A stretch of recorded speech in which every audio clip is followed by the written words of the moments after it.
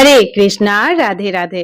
प्रिय श्रोताओं, आप सभी को आषाढ़ मास के कृष्ण पक्ष की योगिनी एकादशी व्रत की बहुत सारी शुभकामनाएं। यह एकादशी मनुष्य के हर प्रकार के पापों का नाश करके उन्हें परम उच्च आध्यात्मिक गति प्रदान कर सकती है।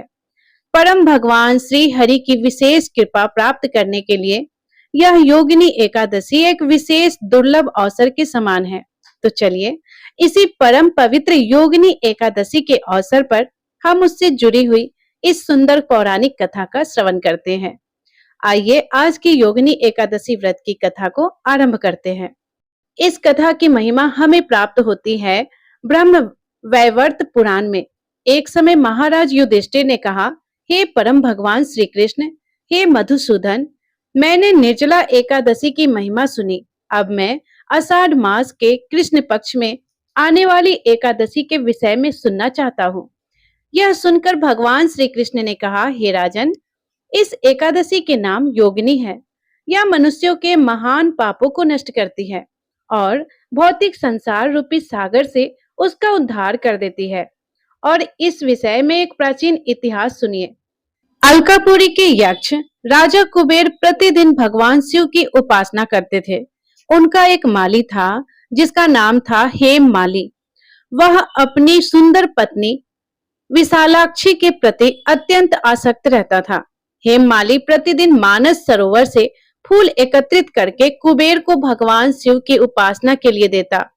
अब एक दिन वह सारे पुष्प एकत्रित करके अपने राजा कुबेर को देने के लिए बस रास्ते में जा रहा था और मार्ग से उसने सोचा कि मैं कुछ समय के लिए अपनी पत्नी से मिल लेता हूँ। इस प्रकार सोचकर वह अपने राजा के पास जाने के बजाय अपनी पत्नी के पास अपने घर चला गया। अब इधर राजा कुबेर हेम माली की प्रतीक्षा कर रहे थे। भगवान शिव की पूजा के लिए विलंब हो रहा था। हेम माली द्वारा लाए गए पुष्पों की प्रतीक्षा करते हुए 6 घंटे बीत गए और इस कारण से उन पुष्पों के बिना राजा कुबेर की भगवान शिव की उपासना अधूरी रह गई। अंततः राजा ने हेम माली की इस प्रकार विलंब की अवस्था का कारण जानने के लिए एक दूत को भेजा। जब दूत हेम माली के घर पहुंचा तो उसने देखा कि हेम माली अपनी पत्नी के साथ समय व्यतीत कर रहा है, उसी में व्यस्त है। और यह सब बात वापस आकर उन्होंने अपने राजा कुबेर से कही, हे स्वामी, हेम माली अपने घर पर अपनी पत्नी के साथ संग कर रहा है। यह सुनकर राजा कुबेर अत्यंत क्रोधित हो गए। उन्होंने उसी क्षण हेम माली को उनके सामने उपस्थित करने का आदेश दिया। जब हेम माली को इस बात का पता चला तो उसे अपने भूल का अनुभव हुआ। अत्यंत भयभीत हुआ हेम माली कुबेर को सादर प्रणाम करने के लिए उनके सामने गया और उस समय राजा कुबेर का समस्त शरीर कांप रहा था। उनकी आंखें क्रोध से लाल हो चुकी थी। उन्होंने अत्यंत क्रोध में आकर हेम माली से कहा, अरे ओ पापी, हे धर्म का नाश करने वाले, तुमने अपने इंद्रिय तृप्ति के में लिप्त होकर मेरे परम आराध्य भगवान शंकर का अनादर कर दिया है। मैं तुम्हें श्राप देता हूँ कि तुम कुष्ठ रोग से ग्रस्त हो जाओगे और तुम अपनी प्रिय पत्नी से भी अलग हो जाओगे। हे पापी, हे मूर्ख, इसी क्षण अपनी स्थिति से पतित हो जाओ, जाओ यहाँ से। जैसे ही राजा कुबेर ने श्राप दिया, उसी क्षण हेम माली तुरंत अलकापुरी से गिरकर पृथ्वी पर आ गिरा। अब वह कुष्ठ रोगी हो चुका था। ऐसी दुखदायी स्थिति में अनेक प्रकार के मानसिक संताप और भोजन तथा जल के अभाव में वे एक भयानक वन में भटकने लगा। उस दिन वन में वह निरंतर भूख, प्यास और अनिद्रा से पीड़ित रहा, लेकिन क्योंकि उसने निष्ठापूर्वक भगवान शिव की उपासना में सहयोग किया था, इसलिए उसे अपनी पूर्व स्थिति का स्मरण बना रहा। वह अपना पूर्व जीवन याद रख सकता था और उसी को याद रखते हुए वह शुद्ध और सतर्क बना रहा। एक दिन वह सौभाग्यवश हिमालय पर्वत पर जा पहुंचा। इधर उधर भटकते हुए उस दिन वह मार्कंडेय ऋषि के आश्रम में जा पहुंचा, जिनकी जीवन अवधि 7 कल्प की है। हेम माली स्वयं को अत्यंत पतित अनुभव करता हुआ दूर ही खड़ा रहा और बारंबार उन्हें प्रणाम करने लगा। जब ऋषि ने हेम माली को देखा तो उस पर कृपा करते हुए ऋषि ने हेम माली को अपने पास आने के लिए आदेश दिया। अत्यंत प्रेम पूर्वक ऋषि मार्कंडेय ने हेम माली से पूछा कि हे वत्स, तुम्हें यह भयानक रोग कैसे हुआ? तुमने ऐसा ऐसा क्या गहित कर्म किए थे जिस कारण तुम्हारी ऐसी दयनीय स्थिति हो गई है और तुम्हें इस समय इतना कष्ट उठाना पड़ रहा है? ऋषि मार्कंडेय की प्रेम पूर्वक वाणी सुनकर हेममाली ने कहा, हे महात्मा, मैं राजा कुबेर का माली था। मेरा नाम हेममाली है। मैं प्रतिदिन मानस सरोवर से पुष्प एकत्रित करके अपने स्वामी कुबेर को दिया करता था और उसी से वे भगवान शिव की उपासना करते थे। एक दिन मैं पुष्प लेकर जाने में असमर्थ रहा क्योंकि मैं अपनी पत्नी के साथ उसका संग करने लगा और यह देखकर मेरे राजा कुबेर ने क्रोधित होकर मुझे श्राप दे दिया।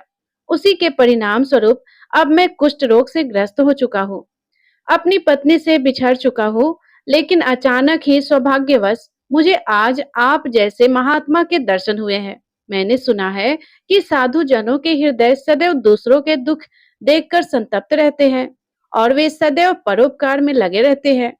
हे महात्मा, मैं आपकी शरण ग्रहण करता हूँ। कृपया आप मेरा उद्धार कीजिए। हेममाली की ऐसी आदरणीय युक्त वाणी सुनकर मार्कंडेय ऋषि ने कहा, हे माली, तुम्हें आषाढ़ मास में आने वाली योगिनी एकादशी का व्रत करना चाहिए। इसके प्रभाव से तुम अपने कुष्ठ रोग से अवश्य मुक्त हो जाओगे। इतना कहकर ऋषि मार्कंडेय ने हेममाली को इस योगिनी एकादशी की संपूर्ण विधि के बारे में बताया। ऋषि मार्कंडेय का यह उपदेश सुनकर हेममाली अत्यंत प्रसन्न हो गया। कृतज्ञता पूर्वक उसने ऋषि को प्रणाम किया और निश्चय किया कि अब वह इस एकादशी व्रत का पालन करेगा। ऋषि के निर्देश के अनुसार योगिनी एकादशी के प्रभाव से उसने अपना दिव्य स्वरूप पुनः प्राप्त कर लिया और अपनी पत्नी के साथ फिर से अपने राज्य अलकापुरी में पहुंच गया।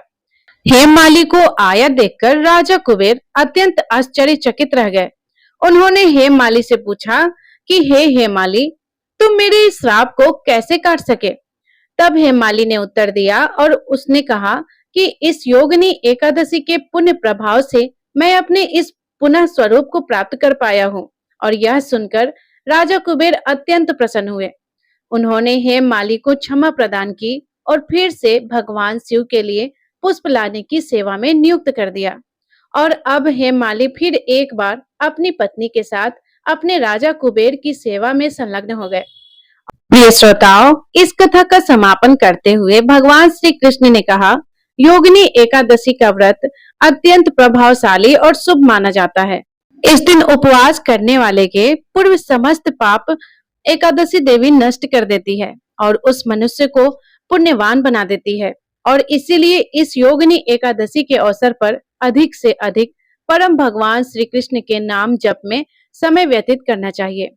हरे कृष्ण महामंत्र यानी हरे कृष्णा कृष्ण कृष्ण हरे हरे, हरे रामा रामा रामा हरे हरे। इस महामंत्र की कम से कम 16, 25 या 32 माला का जप इस दिन करना चाहिए। इस दिन अन्न का त्याग किया जाता है और उपवास का पालन किया जाता है। प्रत्येक मनुष्य अपनी शारीरिक क्षमता के अनुसार निर्जल, सजग या सफल एकादशी उपवास कर सकते हैं। अधिक से अधिक भगवान की कथाओं का श्रवण किया जाता है और फिर निर्धारित समय के अंदर अगले दिन इस व्रत का पालन किया जाता है।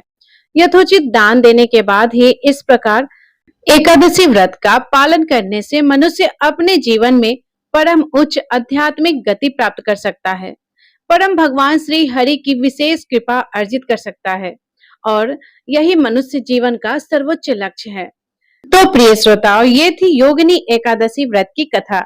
यदि ये कथा आपको पसंद आई हो तो वीडियो को लाइक जरूर कर लीजिएगा। प्रिय श्रोताओं, हम आप सबके लिए सभी व्रतों की कथाओं लेकर आते हैं और आप लोग हमें प्यार भी देते हैं, लेकिन आप लोग कमेंट और लाइक नहीं करते हैं। तो इसीलिए आप लोग से विनम्र निवेदन है कि आप लोग कथा का श्रवण करने के बाद लाइक और कमेंट जरूर किया कीजिए। और आप अगर हमारे चैनल पे नए हैं तो चैनल को सब्सक्राइब भी जरूर कर लीजिएगा। यहाँ तक सुनने के लिए आपका दिल से धन्यवाद। भगवान विष्णु की कृपा आप सभी के जीवन में सदैव बनी रहे।